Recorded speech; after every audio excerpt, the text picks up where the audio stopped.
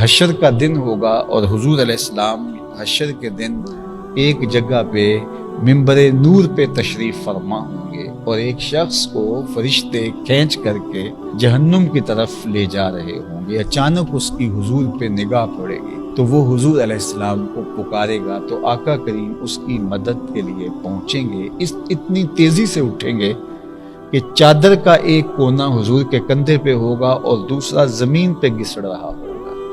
یہ حضور کی محبت کو بیان کرنے کے لیے بیان فرمایا گیا کہ حضور یعنی اتنی فرصت بھی نہیں لیں گے کہ اس چادر کو اچھی طرح سے لپیٹ لیں، بلکہ ایک کونا کندھے پہ ہوگا اور دوسرا زمین پہ گسڑ رہا ہوگا، اور آقا کریم فرشتوں سے کہیں گے اس کو کہاں لے جا رہے ہو؟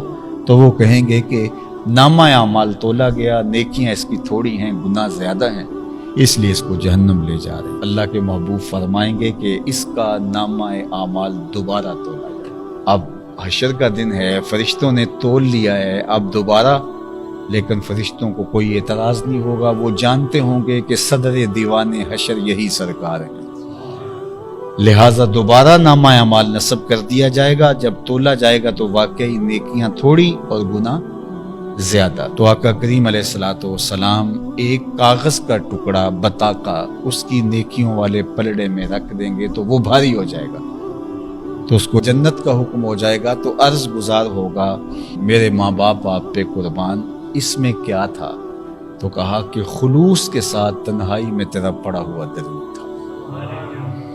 تو درود مغفرت کا ذریعہ ہے، غفران کی ضمانت ہے، حضور کی قربت کا ذریعہ ہے۔ کثرت سے درود پڑھنے کا ایک فائدہ یہ ہے کہ صاحب درود سے محبت بھی پیدا ہوتی ہے، اور اگر بخت جاگ جائیں تو زیارت بھی نصیب ہوتی ہے۔ اور حضور کی زیارت کا شوق ایک مومن کے دل میں یہ بھی حضور کا حق ہے کہ اس کی آرزو ہو کہ مجھے اب میرے آقا کی زیارت ہے۔ یہاں کوئی اپنے لیڈر کو دیکھنے کے لیے، وہ سیاسی رہنما ہو، وہ مذہبی رہنما ہو، کسی شاعر سے کوئی محبت رکھتا ہو، یہ اس طرح اور بھی دنیا کے مختلف شعبہ جات سے دلچسپیاں رکھنے والے جس سے محبت رکھتے ہیں اس کو دیکھنے کے لیے بے تاب ہوتے ہیں، تو ایک امتی اپنے نبی کو دیکھنے کے لیے بے تاب کیوں نہیں؟ تو درود کی برکت سے حضور علیہ السلام کے دیدار کا راستہ بھی کھلتا ہے۔ اور آقا کریم نے یہ بھی ارشاد فرمایا من رآنی فی المنام فقد رآنی، جس نے مجھے خواب میں دیکھا اس نے مجھے ہی دیکھا۔ شیطان خواب میں آ کر بھی میری مثل ہونے کا دعویٰ نہیں کر سکتا۔ اور پھر یہ بھی ارشاد فرمایا من رآنی فی المنام فسیرانی فی الیقظہ، جس نے مجھے خواب میں دیکھا ان قریب جاگتے بھی دیکھ ہی لے گا۔